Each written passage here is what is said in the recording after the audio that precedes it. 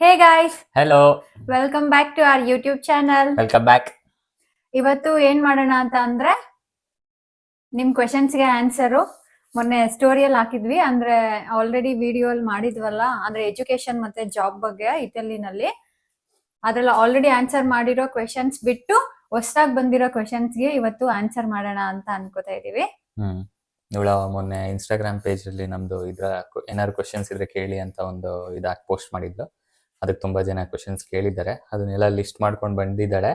So ಒಂದೊಂದೇ ಕ್ವಶನ್ಸ್ಗೆ answer ಮಾಡ್ಕೊಂಡು ಹೋಗೋಣ. ಓಕೆ, ಸ್ಟಾರ್ಟ್ ಮಾಡೋಣ. Let's start. So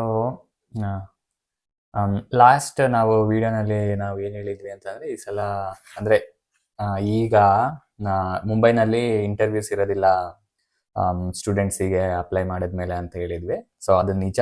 but interview consulate ನಲ್ಲಿ ಇರೋದಿಲ್ಲ ಅಂತೆ. ಡೈರೆಕ್ಟ್ ಯೂನಿವರ್ಸಿಟಿ, ಯಾವ ಯೂನಿವರ್ಸಿಟಿ ನೀವು ಸೆಲೆಕ್ಟ್ ಮಾಡಿರ್ತೀರಲ್ಲ ಆ ಯೂನಿವರ್ಸಿಟಿ ಅವರು ಏನೋ ನಿಮ್ಗೆ 1-to-1 ಇಂಟರ್ವ್ಯೂಸ್ ತಗೋತಾರಂತೆ. ಅದು ನಮ್ಗೆ ಈಗ ರೀಸೆಂಟ್ ಆಗಿ ಗೊತ್ತಾಯ್ತು. ನಮ್ ಫ್ರೆಂಡ್ ಹೇಳಿದ್ರು ಮೊನ್ನೆ, ಅವರು ನಮ್ ವಿಡಿಯೋ ನೋಡ್ಬಿಟ್ಟು ವೀಸಾ ಇಂಟರ್ವ್ಯೂ ಅಂದ್ರೆ ಎಂಬಸಿ ಅವ್ರದಿರಲ್ಲ, ಬಟ್ ಯೂನಿವರ್ಸಿಟಿ ಅವ್ರೇನೋ ತಗೋತಾರಂತೆ ಅಂತ ಹೇಳಿದಾರೆ. ಸೊ ನಮ್ಗೆ ಅದ್ರ ಬಗ್ಗೆ ಐಡಿಯಾ ಇಲ್ಲ. ಸೊ ನೀವು ರೀಸೆಂಟ್ ಆಗಿ ಯಾರಾದ್ರೂ ಇಲ್ಲಿಗೆ ಬಂದಿದ್ರೆ ಅವ್ರನ್ನ ಪ್ಲೀಸ್ ಕಾಂಟ್ಯಾಕ್ಟ್ ಮಾಡಿ, ಅವ್ರ ವೆಬ್ಸೈಟ್ಸ್ ನಲ್ಲಿ ನೋಡಿ ಈ ತರ ಏನಾದ್ರು ಇನ್ಫಾರ್ಮೇಶನ್ ಇದೆಯಾ ಅಂತ. ಸೊ ಇದು ಇಂಪಾರ್ಟೆಂಟ್, ಅದಕ್ಕೆ ಫಸ್ಟ್ ಹೇಳ್ಬಿಡ್ತಾ ಇದೀವಿ. ನಾವು ಲಾಸ್ಟ್ ಟೈಮ್ ಆಕ್ಚುಲಿ ನಮಗ್ ಗೊತ್ತಿರ್ಲಿಲ್ಲ. ಸೊ ಆಮೇಲೆ ಫಸ್ಟ್ ಕ್ವೆಶನ್ ಬಂದು CGPA ಮ್ಯಾಟರ್ ಆಗುತ್ತಾ ನಾವು ಓದುವಾಗ ಅಂತ. ಆಬ್ವಿಯಸ್ಲಿ ನಮ್ಗೆ ಯೂನಿವರ್ಸಿಟಿ ಅಡ್ಮಿಷನ್ ಸಿಗದೆ ನಮ್ ಪರ್ಸೆಂಟೇಜ್ ನಾವು ಬ್ಯಾಚುಲರ್ಸ್ ಅಲ್ಲಿ ಹೇಗ್ ತೆಗ್ದಿದೀವಿ ಅನ್ನೋದನ್ನೇ ಮೇನ್ ಅವ್ರು ಕನ್ಸಿಡರ್ ಮಾಡೋದು. ಸೊ ತುಂಬಾ ಮ್ಯಾಟರ್ ಆಗುತ್ತೆ. ಅಂಡ್ ನಾವು ಅಪ್ಲೈ ಮಾಡಿದಾಗ ಒಂದು ಕ್ರೈಟೀರಿಯಾ ಇತ್ತು. ಈ ನಮ್ 4 years BE ನಲ್ಲಿ ಮ್ಯಾಕ್ಸಿಮಮ್ 5 ಅಷ್ಟೇ ಇರ್ಬೇಕಾಗಿತ್ತು ಬ್ಯಾಕ್ಲಾಗ್ಸ್. 5ಗಿಂತ ಜಾಸ್ತಿ ಇದ್ದಿದ್ರೆ ಅದೊಂದು ಡಿಸ್ಅಡ್ವಾಂಟೇಜ್ ಅಂತ ಕನ್ಸಿಡರ್ ಮಾಡಿದ್ರು. ಸೊ ಅದು ಅವಾಗಿತ್ತು, ಈಗಿದೆಯೋ ಇಲ್ಲ ಗೊತ್ತಿಲ್ಲ. ಬಟ್ ಫಾರ್ ಶ್ಯೂರ್ CGPA ಅಂತೂ ಮ್ಯಾಟರ್ ಆಗೇ ಆಗುತ್ತೆ. ನಿಮ್ಗೆ ಒಳ್ಳೆ ಯೂನಿವರ್ಸಿಟಿನಲ್ಲಿ ಸೀಟ್ ಬೇಕು ಅಂದ್ರೆ ಒಳ್ಳೆ CGPA ಮೇಂಟೈನ್ ಮಾಡಿರ್ಬೇಕು. ಓಕೆ, ಯಾವ್ದಾದ್ರು ಎಂಟ್ರೆನ್ಸ್ ಎಕ್ಸಾಮ್ ಇರುತ್ತಾ ಅಂತ. ಆಕ್ಚುಲಿ ಎಂಟ್ರೆನ್ಸ್ ಎಕ್ಸಾಮ್ ಅಂದ್ರೆ ನಾವು ಬಂದಿದ್ವಲ್ಲ ಅವಾಗ 7 years ಬ್ಯಾಕ್, ಅವಾಗ ಯೂನಿವರ್ಸಿಟಿ ಆಫ್ ಸಿಯಾನಾ ಅನ್ನೋದನ್ನ ನಾವು ಕೇಳಿದ್ವಿ. ಆಕ್ಚುಲಿ ಆ ಯೂನಿವರ್ಸಿಟಿ ಅವರು ಎಂಟ್ರೆನ್ಸ್ ಎಕ್ಸಾಮ್ ನ ಬರೆಸ್ತಾ ಇದ್ರಂತೆ, ಬಟ್ ನಮ್ಗೆ ಎಂಟ್ರೆನ್ಸ್ ಎಕ್ಸಾಮ್ ಏನು ಇರ್ಲಿಲ್ಲ. ಸೊ ಮೇ ಬಿ ಇವಾಗ ಚೇಂಜ್ ಆಗಿದೆಯೋ ಏನೋ ಗೊತ್ತಿಲ್ಲ, ಬಿಕಾಸ್ ಹೇಗೂ ನಮ್ಗೆ ವೀಸಾ ಇಂಟರ್ವ್ಯೂ ಇಲ್ಲ ಎಂಬಸಿಯಲ್ಲಿ ಅಂತ ಇದಾರಲ್ಲ. ಸೊ ಏನಾದ್ರು ಎಂಟ್ರೆನ್ಸ್ ಎಕ್ಸಾಮ್ ಏನಾದ್ರು ತಗೋತಾ ಇದಾರೋ ಏನೋ ಅನ್ನೋ ಐಡಿಯಾ ನಮ್ಗೆ ಇಲ್ಲ, ಬಟ್ ಇರ್ಬೋದು. ಅವಾಗ ಒಂದ್ ಯೂನಿವರ್ಸಿಟಿ ಬಗ್ಗೆ ಮಾತ್ರ ಗೊತ್ತಿತ್ತು, ಬಟ್ ಇವಾಗ ಗೊತ್ತಿಲ್ಲ ಗೈಸ್. ಸೊ ಅಗೇನ್ ನೀವು ರೀಸೆಂಟ್ ಆಗಿ ಬಂದಿರೋರನ್ನ ಪ್ಲೀಸ್ ಕಾಂಟ್ಯಾಕ್ಟ್ ಮಾಡಿ. ಅಂಡ್ ಈ ತರ ಎಲ್ಲಾ ಇನ್ಫಾರ್ಮೇಶನ್ ಯೂನಿವರ್ಸಿಟಿ ವೆಬ್ಸೈಟ್ ನಲ್ಲೇ ಇರುತ್ತೆ. ಏನು ಅಂದ್ರೆ ಬೇರೆಯವ್ರು ಯಾರು ಗೊತ್ತಿಲ್ಲ ಬಂದಿರೋರು ಅಂತ ಅಂದ್ರೂ ವೆಬ್ಸೈಟ್ ನಲ್ಲೇ ಎಲ್ಲಾ ಇನ್ಫಾರ್ಮೇಶನ್ ಕೊಟ್ಟಿರ್ತಾರೆ. ಹೇಗ್ ಮಾಡ್ಬೇಕು ಏನು ಅಂದ್ರೆ ಅವ್ರ ಪ್ರಾಸೆಸ್ ಏನಿರುತ್ತೆ ನಿಮ್ಮನ್ನ ಸೆಲೆಕ್ಟ್ ಮಾಡಕ್ಕೆ ಅಂತ ಎಲ್ಲ ಇರುತ್ತೆ. ಸೊ ಫಸ್ಟ್ ನೀವು ಯೂನಿವರ್ಸಿಟಿ ಯಾವ್ದು ಅಂತ ಸೆಲೆಕ್ಟ್ ಮಾಡಿರ್ತೀರಲ್ಲ ಅವ್ರ ವೆಬ್ಸೈಟ್ಗೆ ಹೋಗಿ ಇದ್ರ ಬಗ್ಗೆ ಡೀಟೇಲ್ಸ್ ನೆಲ್ಲ ನೋಡಿ. ಅಂಡ್ ಆಮೇಲೆ ಒಬ್ರು ಮಾತ್ರ ಇದನ್ನ ಹೇಳಿದ್ರು, ಅವ್ರದ್ದು 6.98 CGPA ಇದೆ, ನನಗ್ ಸಿಗುತ್ತಾ ಅಂತ. ಸಿಗ್ಬೋದು, ಅಂದ್ರೆ ಟಾಪ್ ಅಂದ್ರೆ ನಾವು ಹೇಳ್ತಾ ಇರೋದು ಏನು ಅಂತ ಅಂದ್ರೆ CGPA ಮ್ಯಾಟರ್ ಆಗುತ್ತೆ. ಯಾವ್ದಕ್ ಮ್ಯಾಟರ್ ಆಗುತ್ತೆ? ಒಳ್ಳೆ ಯೂನಿವರ್ಸಿಟಿನಲ್ಲಿ ನಿಮ್ಗೆ ಸೀಟ್ ಸಿಗೋದಕ್ಕೆ ಅದು ಮ್ಯಾಟರ್ ಆಗುತ್ತೆ. ಫಾರ್ ಶೋರ್ ಕಮ್ಮಿ ಪರ್ಸೆಂಟೇಜ್ ಇದ್ರು ನಿಮ್ಗೆ ಸೀಟ್ ಸಿಗುತ್ತೆ. ಅದಕ್ಕೆ ಅದ್ರಲ್ಲಿ ಏನು ಡೌಟ್ ಇಲ್ಲ. ಅಂದ್ರೆ ಆಬ್ವಿಯಸ್ಲಿ ಚೆನ್ನಾಗಿರೋ ಯೂನಿವರ್ಸಿಟಿ ಅಲ್ದೇ ಆಗಿರಲ್ಲ, ಒಂದ್ ಸ್ವಲ್ಪ ರ್ಯಾಂಕಿಂಗ್ ಕಡಿಮೆ ಇರೋ ಯೂನಿವರ್ಸಿಟೀಸ್ಗೆ ಟ್ರೈ ಮಾಡ್ಬೋದು. ಅಂಡ್ ಆಕ್ಚುಲಿ ಇನ್ನೊಬ್ರು ಮಾಡಿದ್ರು ಇವಾಗ, ಇದು IELTS ಆರ್ IELTS ಅಂತ ಅಂತಿರಲ್ಲ, ಅದು ಮ್ಯಾಂಡೇಟರಿ ಅಂತ ಹೇಳಿದ್ರು. ನಮ್ಗೆ ಆಕ್ಚುಲಿ ಅವಾಗ ಏನು ಕಂಪಲ್ಸರಿ ಇರ್ಲಿಲ್ಲ, ಬಟ್ ಸ್ಟಿಲ್ ನಾವು TOEFL ಬರ್ದಿದ್ವಿ ಮತ್ತೆ GRE ಬರ್ದಿದ್ವಿ ಅವಾಗ. ಬಟ್ ನಮ್ಗೆ ಅದು ಆಕ್ಚುಲಿ ನಮ್ ಯೂನಿವರ್ಸಿಟಿಗೆ ಬೇಕಾಗಿರ್ಲಿಲ್ಲ. ಬಟ್ ಇದನ್ನ ನನ್ಗೆ ಗೊತ್ತೇ ಇರ್ಲಿಲ್ಲ. ಕಮೆಂಟ್ ಅಲ್ಲಿ ಯಾರೋ ಒಬ್ರು ಮಾಡಿದ್ರು, ಇವಾಗ ಬೇಕು ಅದ್ರ ಬಗ್ಗೆ ಮಾತಾಡಿ ಅಂತ. ಸೊ ಅದನ್ನು ಕೂಡ ನೀವು ನೋಡ್ಕೋಬೇಕಾಗುತ್ತೆ. ಅಂದ್ರೆ ನಿಮ್ಗೆ ಇಂಗ್ಲಿಷ್ ಎಕ್ಸಾಮ್ ಯೂನಿವರ್ಸಿಟಿ ಅವ್ರಿಗೆ ಹೇಳ್ತಾರ ಏನು ಅಂತ. ಫಾರ್ ಶೋರ್ ಜರ್ಮನಿಗೆ ಅಪ್ಲೈ ಮಾಡಕ್ಕೆ ನಿಮ್ಗೆ ಬೇಕೇ ಬೇಕು, ಅದ್ರ ಬಗ್ಗೆ 100% ಶ್ಯೂರ್ ಇದೀವಿ. ಅವ್ರು ಕೇಳ್ತಾರೆ. ಬಟ್ ಇಟಲಿ ಯೂನಿವರ್ಸಿಟೀಸ್ ಬಗ್ಗೆ ನಮ್ಗೆ ಯಾವ್ದು ಇಂಗ್ಲಿಷ್ ಎಕ್ಸಾಮ್ ಬೇಕಾಗಿರ್ಲಿಲ್ಲ. ಬಟ್ ಒಂದೇ ಒಂದು ಸರ್ಟಿಫಿಕೇಟ್ ಕೇಳಿದ್ರು ಅವರು, ಇಂಗ್ಲಿಷ್ ಪ್ರೊಫಿಷಿಯನ್ಸಿ ಸರ್ಟಿಫಿಕೇಟ್ ಅಂತ. ಅದ್ರ ಹತ್ರ ಏನು ಅಂದ್ರೆ ಲಾಸ್ಟ್ ನಾವು 4 years ಅಂದ್ರೆ ನಾವು ಬ್ಯಾಚುಲರ್ಸ್ ಏನ್ ಮಾಡಿದ್ವಿ ಅದು ನಾವು ಇಂಗ್ಲಿಷ್ ನಲ್ಲಿ ಸ್ಟಡಿ ಮಾಡಿದ್ವಿ ಅಂತ ಒಂದೇ ಒಂದು ಸರ್ಟಿಫಿಕೇಟ್. ಇದು ನಮ್ ಕಾಲೇಜ್ ನಲ್ಲೇ ಬ್ಯಾಚುಲರ್ಸ್ ನಾವೆಲ್ ಮಾಡಿರ್ತೀವೋ ಅವರೇ ಕೊಟ್ಟಿದ್ರು ನಮ್ಗೆ. ಸೊ ಬಟ್ ಈಗ ಬೇಕು ಅಂತ ಇದಾರೆ. ಸೊ ಅದ್ರ ಬಗ್ಗೆನೂ ಒಂದ್ ಸ್ವಲ್ಪ ನೋಡಿ ಆಯ್ತಾ. ಆಮೇಲೆ ಇನ್ನೊಬ್ರು ಕೇಳಿದರೆ ಸ್ಕಾಲರ್ಶಿಪ್ ಹೇಗೆ ಸಿಗುತ್ತೆ. ಇದನ್ನ ಆಲ್ರೆಡಿ ನಾವು ಲಾಸ್ಟ್ ಟೈಮ್ ಹೇಳಿದೀವಿ. ಬೇಸ್ಡ್ ಆನ್ ಇನ್ಕಮ್, ನೀವೇನಾದ್ರೂ ವರ್ಕ್ ಮಾಡ್ತಾ ಇದ್ರೆ ನಿಮ್ ಇನ್ಕಮ್ ಮೇಲೆ ಡಿಪೆಂಡ್ ಆಗುತ್ತೆ. ಇಲ್ಲ ನೀವ್ ನಿಮ್ ವರ್ಕ್ ಮಾಡ್ತಾ parents ಇಲ್ಲ ಅಂದ್ರೆ ನಿಮ್ income. ಪೇರೆಂಟ್ಸ್ ಮೇಲೆ ಡಿಪೆಂಡ್ ಆಗುತ್ತೆ. ನೀವೇನಾದ್ರು ಕನ್ಸಲ್ಟೆನ್ಸಿಗೆ ಏನಾದ್ರು ಹೋಗ್ತೀರಾ ಅಂದ್ರೆ ಇದಕ್ಕೆ ಒಂದಷ್ಟು ಡಾಕ್ಯುಮೆಂಟ್ಸ್ ನಾವು ಪ್ರಿಪೇರ್ ಮಾಡ್ಬೇಕು. ನಾವು ಈ ಸ್ಕಾಲರ್ಶಿಪ್ಗೆ ಅಪ್ಲೈ ಮಾಡಕ್ಕೆ ನಾವು ಕನ್ಸಲ್ಟೆನ್ಸಿಗೆ ಏನಾದ್ರು ಹೋಗ್ತೀವಿ ಅಂತ ಅಂದ್ರೆ ಅವ್ರಿಗೆ ಡಾಕ್ಯುಮೆಂಟ್ಸ್ ಕೊಟ್ರೆ ಅವ್ರು ನೆಕ್ಸ್ಟ್ ಏನೇನ್ ಮಾಡ್ಬೇಕು ಅದನ್ನ ಮಾಡ್ಕೋತಾರೆ. ಬಿಕಾಸ್ ತುಂಬಾ ದೊಡ್ಡ ಪ್ರಾಸೆಸ್ ಇದು ಕೂಡ. ಅಂಡ್ ನೀವು ಮಾಡೋದಲ್ಲ, ಇದನ್ನ ನಾವು ಇಟಾಲಿಯನ್ಗೆ ಟ್ರಾನ್ಸ್ಲೇಟ್ ಕೂಡ ಮಾಡ್ಬೇಕಾಗುತ್ತೆ ಈ ಡಾಕ್ಯುಮೆಂಟ್ಸ್ ನ. ಸೊ ನಾವು ಕನ್ಸಲ್ಟೆನ್ಸಿಯಲ್ಲಿ ಹೋಗಿದ್ವಲ್ಲ, ಅವ್ರು ಮಾಡ್ಬಿಟ್ಟು ಡೈರೆಕ್ಟ್ ಅವರೇ ಯೂನಿವರ್ಸಿಟಿಗೆ ಸೆಂಡ್ ಕಳಿಸ್ತಾರೆ. ಮಾಡ್ಬಿಟ್ಟಿರ್ತಾರೆ. ಆನ್ಲೈನ್ ಅಲ್ಲಿ ಅಪ್ಲೈ ಮಾಡ್ಬಿಟ್ಟು ನಮ್ದು ಫಿಸಿಕಲ್ ಡಾಕ್ಯುಮೆಂಟ್ ಏನಿದೆ ಅದನ್ನ ಅವರು ಕೊರಿಯರ್ ಮಾಡಿರ್ತಾರೆ ಇಲ್ಲಿಗೆ. ಅದೇ ನೀವೇನಾದ್ರು ಮಾಡ್ತೀರಾ ಅಂದ್ರೆ ಒಂದು ಇನ್ಫಾರ್ಮೇಶನ್ ನೀವು ಇಂಗ್ಲಿಷ್ ಅಲ್ಲಿ ಮಾಡಿ ಅದನ್ನ ಇಟಾಲಿಯನ್ಗೆ ನೀವು ಟ್ರಾನ್ಸ್ಲೇಟ್ ಮಾಡಿಸಿ ಅದೇನು ಅಟೆಸ್ಟೇಷನ್ ಎಲ್ಲಾನು ಇರುತ್ತೆ, ಕೆಲವು ಸೀಲ್ಸ್ ಬೇಕಾಗಿರುತ್ತೆ ಅದಕ್ಕೆ. ಅಂಡ್ ಆಮೇಲೆ ಇನ್ನೊಬ್ರು ಹೇಳಿದ್ರು ಅಕಾಮಡೇಷನ್ ಬಗ್ಗೆ ಮಾತಾಡಿ, ಹಾಸ್ಟೆಲ್ ಅಕಾಮಡೇಷನ್ ಅಂತ. ಅಕಾಮಡೇಷನ್ ನಾವು ಯೂನಿವರ್ಸಿಟಿ ಅಕಾಮಡೇಷನ್ ತಗೋಬಹುದು. ಯೂನಿವರ್ಸಿಟಿ ಅಕಾಮಡೇಷನ್ ನ ತಗೊಂಡ್ರೆ ನಮಗೆ ಸ್ಕಾಲರ್ಶಿಪ್ ಬರೋದಿಲ್ಲ. ಯಾಕೆಂತಂದ್ರೆ ನಮ್ಗೆ ಅಕಾಮಡೇಷನ್ ಯೂನಿವರ್ಸಿಟಿಯಿಂದ ಬರುತ್ತೆ, ಬಟ್ 30% ಏನೋ ಕೈಗೆ ಬರುತ್ತೆ ಅಷ್ಟೇ, ಜಾಸ್ತಿ ಬರೋದಿಲ್ಲ. ತುಂಬಾ ಅಂದ್ರೆ ತುಂಬಾ ಕಡಿಮೆ ಬರುತ್ತೆ. ಸೊ ಯೂನಿವರ್ಸಿಟಿ ಅಕಾಮಡೇಷನ್ ನೀವು ತಗೊಳ್ತೀರಾ ಅಂತ ಅಂದ್ರೆ ನಿಮ್ಗೆ ಸ್ಕಾಲರ್ಶಿಪ್ ಅಷ್ಟೊಂದು ಬರೋದಿಲ್ಲ. ಬೇಡ ನಮ್ಗೆ ಯೂನಿವರ್ಸಿಟಿ ಅಕಾಮಡೇಷನ್ ನಾವು ಆಚೆ ಇರ್ತೀವಿ ಅಂತಂದ್ರೆ ನಿಮ್ಗೆ ಫುಲ್ ಸ್ಕಾಲರ್ಶಿಪ್ ಕೈಗೆ ಬರುತ್ತೆ. ಅದ ಮೇ ಬಿ ಅರ್ಥ ಆಗದೆ ಇರ್ಬೋದು. ಏನಕ್ಕೆ ಬರಲ್ಲ ಅಂತ ಅಂದ್ರೆ ನಿಮ್ಗೆ ಫ್ರೀ ಆಗಿ ಸ್ಟೇ ಯೂನಿವರ್ಸಿಟಿ ಅವ್ರು ಕೊಡ್ತಾರೆ. ಅಂದ್ರೆ ಅದು ಹಾಸ್ಟೆಲ್, ನಿಮ್ಗೆ ಬಿಲ್ಸ್ ಇರಲ್ಲ, ಆಮೇಲೆ ರೂಮ್ಸ್ಗೆ ರೆಂಟ್ ಇರಲ್ಲ. ಸೊ ಎಲ್ಲಾ ಫ್ರೀ. ನಿಮ್ಗೆ ಎಕ್ಸ್ಟ್ರಾ ಏನು ಅಂತ ಅಂದ್ರೆ ಊಟದ್ದು ಮತ್ತೆ ಟ್ರಾನ್ಸ್ಪೋರ್ಟೇಷನ್ ಇರುತ್ತೆ. ಸೊ ಅವರು ನಿಮ್ ಸ್ಕಾಲರ್ಶಿಪ್ ನಲ್ಲಿ ಅಷ್ಟು ಅಂದ್ರೆ ಎಷ್ಟು ಖರ್ಚಾಗುತ್ತೋ ಅವ್ರಿಗೆ ಅದನ್ನ ಕಟ್ ಮಾಡ್ಬಿಟ್ಟು ಸೊ ಒಂದು 20 to 30% ಮಾತ್ರ ನಿಮ್ ಕೈಗೆ ಕೊಡ್ತಾರೆ. ಬಿಕಾಸ್ ಅಷ್ಟು ನಿಮಗ್ ಬೇಕಾಗುತ್ತೆ, ನಿಮ್ಗೆ ಫುಡ್ ಎಕ್ಸ್ಪೆನ್ಸಸ್ ಅಷ್ಟಾಗುತ್ತೆ ಅಂತ. ಸೊ ಅದೇನ್ ಕಂಪಲ್ಸರಿ ಅಂತ ಏನು ಇಲ್ಲ, ಅದು ನಿಮ್ ಇಷ್ಟ. ನೀವು ಯೂನಿವರ್ಸಿಟಿ ಹಾಸ್ಟೆಲ್ಗೆ ಹೋಗ್ಬೇಕಾ ಅಥವಾ ಆಚೆನೆ ತಗೋಬೇಕಾ ಅನ್ನೋದು ನಿಮಗ್ ಬಿಟ್ಟಿದ್ದು. ಇದನ್ನ ನೀವು ಸ್ಕಾಲರ್ಶಿಪ್ ಅಪ್ಲೈ ಮಾಡ್ತಾ ಇರ್ತೀರಲ್ಲ ಆಗ್ಲೇ ಡಿಸೈಡ್ ಮಾಡ್ಬೇಕು. ಸೊ ನೀವು ಇಂಡಿಯಾ ಇಂದ ಅಪ್ಲೈ ಮಾಡ್ತಿರಲ್ಲ ಅವಾಗ್ಲೇನೆ ಬೇಕಾ ಬೇಡವಾ ಅಂತ ಮಾಡ್ಬೇಕು. ಇಲ್ಲಿಗೆ ಬಂದು ನೀವು ಮಾಡಕ್ ಆಗಲ್ಲ. ನೀವು ಸೆಕೆಂಡ್ ಇಯರ್ ಅಲ್ಲಿ ಮಾಡ್ಬೋದು ಮತ್ತೆ, ಬಟ್ ಫಸ್ಟ್ ಇಯರ್ ಅಲ್ಲಿ ಇಲ್ಲಿಗೆ ಬಂದು ಮಾಡಕ್ಕಾಗಲ್ಲ. ಸೊ ನೀವು ಮುಂಚೆನೆ ಇಂಡಿಯಾ ಅಲ್ಲಿ ಇದ್ರ ಬಗ್ಗೆ ನೀವು ಡಿಸೈಡ್ ಆಗೋಗಿರ್ಬೇಕು ನಿಮಗೆ ಬೇಕಾ ಬೇಡ ಅಂತ. ನಾವೇನ್ ಅದಕ್ಕೆಲ್ಲ ಅಪ್ಲೈ ಮಾಡಿರ್ಲಿಲ್ಲ. ಆಕ್ಚುಲಿ ಗೊತ್ತೇ ಇರ್ಲಿಲ್ಲ ನಮ್ಗೆ ಅದ್ರ ಬಗ್ಗೆ, ಐಡಿಯಾನು ಇರ್ಲಿಲ್ಲ.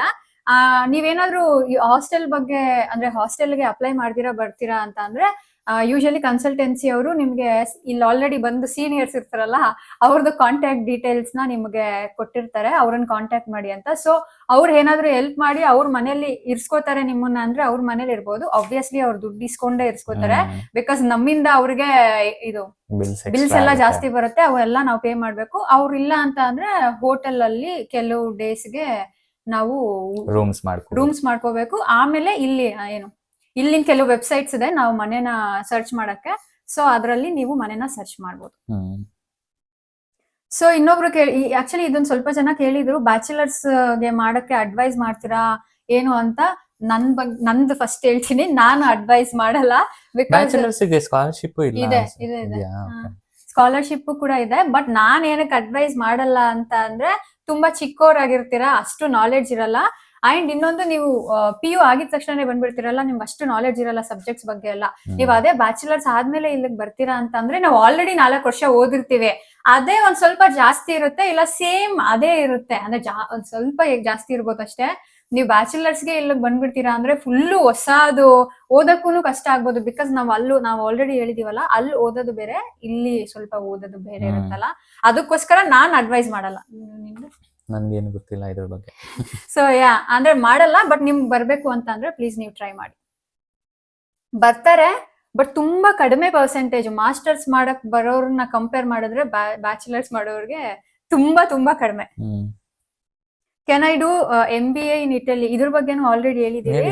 ಇಲ್ಲಿ MBA ನ IBD ಅಂತ ಹೇಳ್ತಾರೆ, ಇಂಟರ್ನ್ಯಾಷನಲ್ ಬಿಸ್ನೆಸ್ ಡೆವಲಪ್ಮೆಂಟ್ ಅಂತ ಕರೀತಾರೆ. ಇಲ್ಲಿ ಕಾಮರ್ಸ್ ಬ್ಯಾಕ್ ಗ್ರೌಂಡ್ ಇರೋರು ಎಲ್ಲಾನು ಇದನ್ ಮಾಡಕ್ಕೆ, ಯೂಶಲಿ ನಾವು ನೋಡಿರೋದು ಇದನ್ ಮಾಡಕ್ಕೆ ಬಂದಿದ್ದಾರೆ.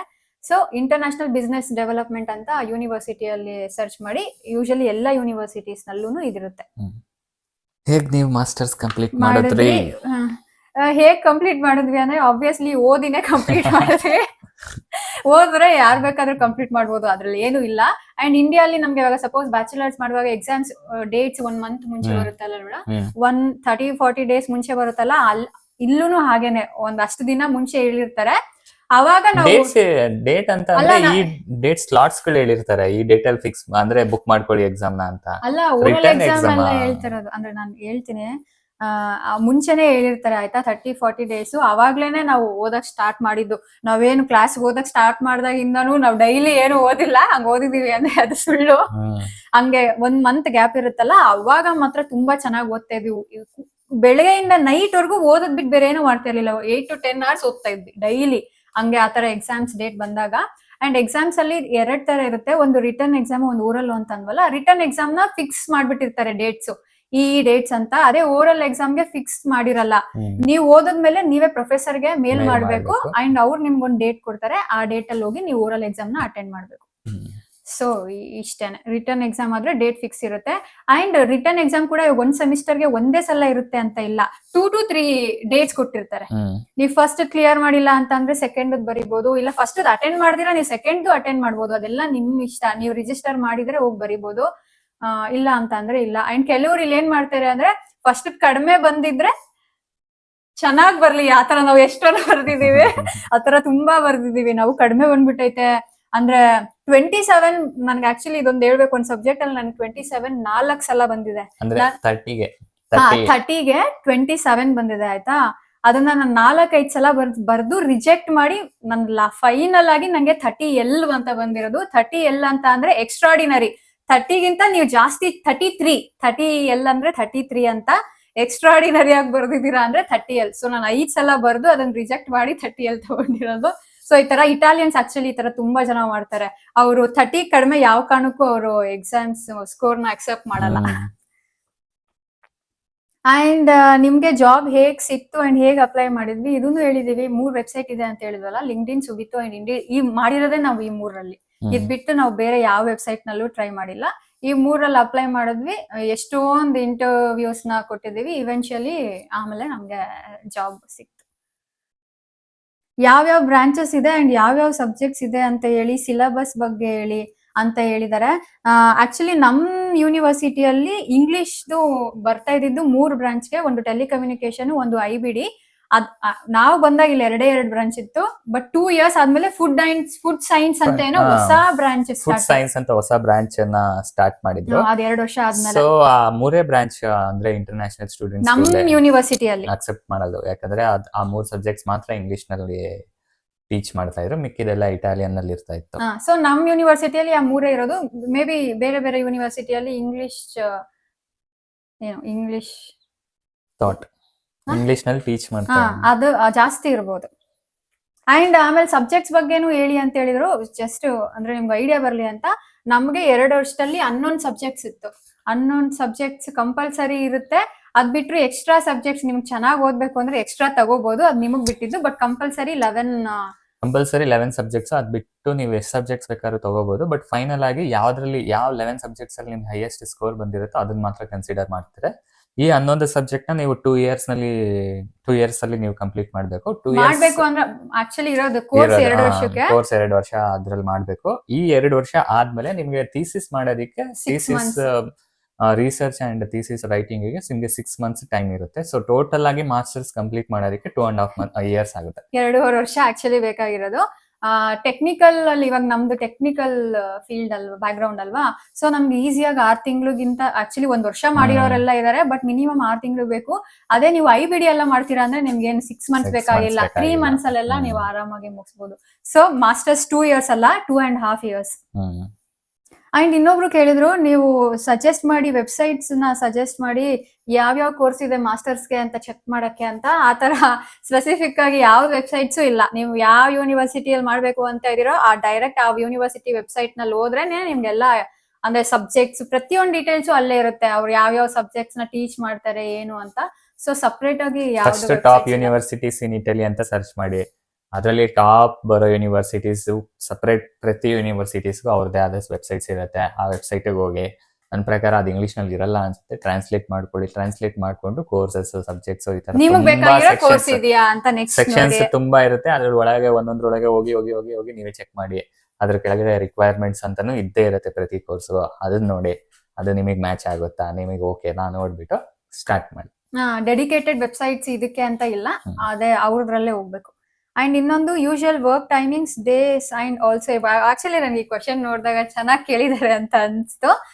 ವರ್ಕ್ ಬಂದು weekly 5 days, Monday to Friday.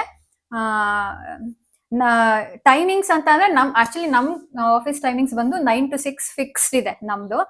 ಅದೇ ಬೇರೆ ಇವಾಗ ನಮ್ ಫ್ರೆಂಡ್ಸ್ ಎಲ್ಲ ಆಫೀಸ್ ಫ್ಲೆಕ್ಸಿಬಲ್ ಇದೆ. ನೀನ್ 8ಗೆ ಹೋಗ್ತೀರಾ ಅಂತಂದ್ರೆ 5ಗೆ ನೀವು ಲಾಗ್ಔಟ್ ಆಗ್ಬೋದು, 8:30 ಅಂದ್ರೆ 5:30. ಸೊ ಅವ್ರದೆಲ್ಲ ಫ್ಲೆಕ್ಸಿಬಲ್ ಇದೆ. ಸೊ 9 hours ಇರುತ್ತೆ, 1 hour or 1.5 hour lunch break ಇರುತ್ತೆ. ಅಂಡ್ ಲೀವ್ಸ್ ಬಗ್ಗೆ ಕೇಳಿದೀರಾ? ಲೀವ್ಸ್ ಬಗ್ಗೆ 22 to 24 ವರ್ಷಕ್ಕೆ 24 ಡೇಸ್ ಹಾಲಿಡೇಸ್ ಇರುತ್ತೆ, paid leaves. Paid leaves plus government holidays ನನ್ನ ಪ್ರಕಾರ ಒಂದು 5 days ಇದೆ ಅಷ್ಟೇ ವರ್ಷಕ್ಕೆ. ಸೊ ನಿಮಗೆ ಮ್ಯಾಕ್ಸಿಮಮ್ 30 ಪೇಡ್ ಲೀವ್ಸ್ ಬರ್ಬೋದು ಅಷ್ಟೇ. ಅದಕ್ಕಿಂತ ಇಂಡಿಯಾ ಅಲ್ಲಿ ಆಕ್ಚುಲಿ ಜಾಸ್ತಿ ಬರುತ್ತೆ, ಬಟ್ ಇಲ್ಲಿ ಜಾಸ್ತಿ ಲೀವ್ಸ್ ಬರಲ್ಲ, ಪೇಡ್ ಲೀವ್ಸ್ ಇಷ್ಟೇನೆ. ಇದ್ ಬಿಟ್ಟು ಸಿಕ್ ಲೀವ್ಸ್ ಅಂತ ಇರುತ್ತೆ, ಅದು ಸಪರೇಟ್, ಇದ್ರೊಳಗ್ ಬರಲ್ಲ. ಆಕ್ಚುಲಿ ಇಂಡಿಯಾ ಅಲ್ಲಿ ಸಿಕ್ ಲೀವ್ಸ್ ಕೂಡ ಇಷ್ಟೇ ಅಂತ ಇದೆ. ಸಿಕ್ ಲೀವ್ಸ್ ಬೇರೆ, ಪೇಡ್ ಲೀವ್ಸ್ ಅಂತ ಬೇರೆ ಇಲ್ಲ ಇಂಡಿಯಾನಲ್ಲಿ, ಎಲ್ಲ ಸೇರಿ ಒಂದೇ ತರ ಲೀವ್ಸ್. ಇಲ್ಲಿ ಸಿಕ್ ಲೀವ್ಸ್ ಅನ್ನೋದು ಬೇರೆನೆ ಇದೆ. ನಿಮಗೆ ಸಿಕ್ ಲೀವ್ಸ್ ಅಪ್ಲೈ ಮಾಡ್ಬೇಕು ಅಂತ ಅಂದ್ರೆ ನಿಮ್ಗೆ ಅಂತ ಇಲ್ಲಿ ಒಬ್ರು ಡಾಕ್ಟರ್ ಇರ್ತಾರೆ, ಅವ್ರನ್ನ ಕಾಂಟ್ಯಾಕ್ಟ್ ಮಾಡಿದ್ರೆ ಅವರೊಂದು ಲೆಟರ್ ನ ಡೈರೆಕ್ಟ್ ನಿಮ್ ಕಂಪನಿಗೆ ಕಳಿಸ್ತಾರೆ. ನೀವೇನು ಮಾಡೋದಿಲ್ಲ, ಜಸ್ಟ್ ಅವರನ್ನ ಕಾಂಟ್ಯಾಕ್ಟ್ ಮಾಡ್ಬೇಕು, ಅವಾಗ ನಿಮ್ಗೆ ಸೊ ಸಿಕ್ ಲೀವ್ಸ್ ನಿಮ್ದು ರಿಸರ್ವ್ ಪೇಡ್ ಲೀವ್ಸ್ ಅಲ್ಲಿ ಬರೋದಿಲ್ಲ, separate. Everyone says IT sector don't have job security. Okay, ಇದ್ರ ಬಗ್ಗೆ ಆಕ್ಚುಲಿ ಇಂಡಿಯಾ ಅಲ್ಲಿ ಅಷ್ಟು ಜಾಬ್ ಸೆಕ್ಯೂರಿಟಿ ಇಲ್ಲ ಕೆಲ್ಸಕ್ಕೆ, ಬಟ್ ಇಲ್ಲಿ ನಿಮಗೆ ಜಾಬ್ ಸೆಕ್ಯೂರಿಟಿ ಇದೆ. ನೀವು 3 months ಏನು ಪ್ರೊಬೇಷನರಿ ಪೀರಿಯಡ್ ಅಂತ ಕೆಲಸ ಮಾಡ್ತಿರಲ್ಲ, ಅದಾದ್ಮೇಲೆ ನಿಮ್ ಅಂದ್ರೆ ಫಾರ್ ಎಕ್ಸಾಂಪಲ್ ನಮ್ದು ಹೇಳೋಣ, ನಮ್ದು ಇಂಡಿಟರ್ಮಿನಾಟೋ ಅಂತ ಕಾಂಟ್ರಾಕ್ಟ್ ಇದೆ. ಅಂದ್ರೆ ನಮ್ದು ಲೈಫ್ ಟೈಮ್ ಕಾಂಟ್ರಾಕ್ಟ್. ನಾವು 3 ತಿಂಗಳು ನಾವು ಸ್ಟಾರ್ಟಿಂಗ್ ಪ್ರೊಬೇಷನರಿ ಪೀರಿಯಡ್ ಕಂಪ್ಲೀಟ್ ಮಾಡ್ಬಿಟ್ರೆ ನಮ್ಮನ್ನ ಕಂಪ್ನಿಯವ್ರು ತೆಗಿಯಕ್ಕಾಗಲ್ಲ, ನಾವೇ ಬಿಡ್ಬೇಕು. ನಮ್ ಬಾಸ್ ಕೂಡ ನಮ್ಮನ್ನ ಫೈರ್ ಮಾಡೋದಿಕ್ ಆಗೋದಿಲ್ಲ, ನಮ್ಮ ಸ್ವಇಚ್ಛೆಯಿಂದ ಬಿಟ್ರೆ ಮಾತ್ರ ನಾವು ಅಂದ್ರೆ ಬಿಡಕ್ಕಾಗೋದು, ಬೇರೆ ಯಾರು ನಮ್ಮನ್ನ ಫೈರ್ ಮಾಡೋದಿಕ್ಕಾಗಲ್ಲ. ಅಂಟಿಲ್ ಅಂಡ್ ಅನ್ಲೆಸ್ ಅಂದ್ರೆ ಕೆಲವು ಸಿನಾರಿಯೋಸ್ ಇದೆ, ನೀವೇನಾದ್ರೂ ಥೆಫ್ಟ್ ಮಾಡಿದ್ರೆ, ಆಫೀಸಲ್ಲಿ ಥೆಫ್ಟ್ ಮಾಡಿದ್ರೆ, ಕೆಲಸ ಮಾಡ್ತಾ ಇಲ್ಲ ಅಂತಂದ್ರೆ, ಎಕ್ಸ್ಪೆಕ್ಟೇಷನ್ಸ್ ನೀವು ಮೀಟ್ ಮಾಡ್ತಾ ಇಲ್ಲ ಅಂತಂದ್ರೆ ಅವರು ನಿಮ್ಮನ್ನ ಫೈರ್ ಮಾಡ್ಬೋದು. ಇನ್ನೊಂದು ಹೇಳ್ಬೇಕು ಅಂದ್ರೆ ಕಂಪನಿ ಡೇಟಾನ ನೀವು ಮಿಸ್ಯೂಸ್ ಮಾಡಿದ್ರೆ ಅವ್ರು ನಿಮ್ಮನ್ನ ಫೈರ್ ಮಾಡ್ಬೋದು. ಬಟ್ ಅಡ್ವಾಂಟೇಜ್ ಏನ್ ಗೊತ್ತಾ, ಅವ್ರು ಫೈರ್ ಮಾಡಿದ್ರೆ, ಫೈರ್ ಮಾಡಿದ ತಕ್ಷಣ ಅವ್ರು ನಿಮ್ಗೆ ಒಂದಷ್ಟು ಅಮೌಂಟ್ ಅಂತ ಕೊಡ್ಬೇಕು. ಯಾರು? ಕಂಪನಿಯವರು. ಓಕೆನಾ? ಕಂಪನಿಯವರು ಇಷ್ಟು ಅಮೌಂಟ್ ಅಂತ ಕೊಟ್ಟು ನಿಮ್ಮನ್ನ ಫೈರ್ ಮಾಡ್ತಾರೆ. ಫೈರ್ ಮಾಡ್ಬೇಕಾದ್ರೆ ನಿಮ್ಗೆ ಒಂದು ಡಾಕ್ಯುಮೆಂಟ್ ಕೊಡ್ತಾರೆ. ಆ ಡಾಕ್ಯುಮೆಂಟ್ ನ ತಗೊಂಡೋಗಿ ನೀವು ಇಲ್ಲಿರೋ ಒಂದು ಗವರ್ನಮೆಂಟ್ ಆಫೀಸ್ ಇದೆ, ಅಂದ್ರೆ ಲೇಬರರ್ಸ್ಗೆ ಅಂತಾನೆ ಒಂದು ಕಮಿಷನ್ ಸಂಘ ಅಂತ ಇರುತ್ತೆ ಅಲ್ಲ, ನಾವೇ ತಪ್ಪು ಮಾಡಿದ್ರು ಅವ್ರು ದುಡ್ಡು ಕೊಡ್ಬೇಕಾ? ಇಲ್ಲ ಅನ್ಸುತ್ತೆ. ಹೌದು, ಕೊಡ್ಬೇಕು. ಆಯ್ತಾ? ಆ ಕಮಿಷನ್ಗೆ ಹೋಗ್ಬಿಟ್ಟು ಅವ್ರು ಕೊಟ್ಟಿರೋ ಫೈರ್ ಮಾಡಿರೋ ಡಾಕ್ಯುಮೆಂಟ್ ನ ಅವರಿಗೆ ಸಬ್ಮಿಟ್ ಮಾಡಿ ಕೊಟ್ರೆ ನಮಗೆ 6 to 18 months ಅಂದ್ರೆ ನಾವು ಎಷ್ಟು ಮಂತ್ಸ್ ಸರ್ವ್ ಮಾಡಿದೀವಿ ಅನ್ನೋದ್ರ ಮೇಲೆ ಫೈರ್ ಮಾಡಿ 6 to 18 months ನಮಗೆ ನೆಕ್ಸ್ಟ್ ಜಾಬ್ ಸಿಗೋವರೆಗೂ ನಮ್ಗೆ ಈಗ ಸ್ಯಾಲ್ರಿ ಏನ್ ಬರ್ತಾ ಇದೆ ಅಲ್ವಾ, ಅದರಲ್ಲಿ 85% ಸ್ಯಾಲ್ರಿ ನಮ್ಗೆ ಗವರ್ನಮೆಂಟ್ ಅವರು ಪ್ರತಿ ತಿಂಗಳು ಕೊಡ್ತಾ ಇರ್ತಾರೆ. So this is the advantage. And security, job security actually ಇಲ್ಲಿ ಜಾಸ್ತಿ ಇದೆ. ಅಂಡ್ ಇನ್ನೊಂದು, ನಿಮ್ ವೀಸಾ ಓದುವಾಗ ನಿಮ್ ವೀಸಾ ಏನಿತ್ತು ಅಂಡ್ ಆದ್ಮೇಲೆ ಓದದ್ಮೇಲೆ ನಿಮ್ ವೀಸಾ ಏನಾಯ್ತು. ಆಕ್ಚುಲಿ ವೀಸಾ ಬಗ್ಗೆ ಎಲ್ಲ ಜಾಸ್ತಿ ತಲೆ ಕೆಡ್ಸ್ಕೋಬೇಡಿ, ಬಿಕಾಸ್ ಅದು ನೀವು ಓಕೆ ಫಸ್ಟ್ ನಾವು ಓದುವಾಗ ನಮ್ಗೆ ಸ್ಟೂಡೆಂಟ್ ವೀಸಾ ಇರುತ್ತೆ. ಫಸ್ಟ್ ಇಂದ ಹೇಳ್ಬಿಡೋಣ.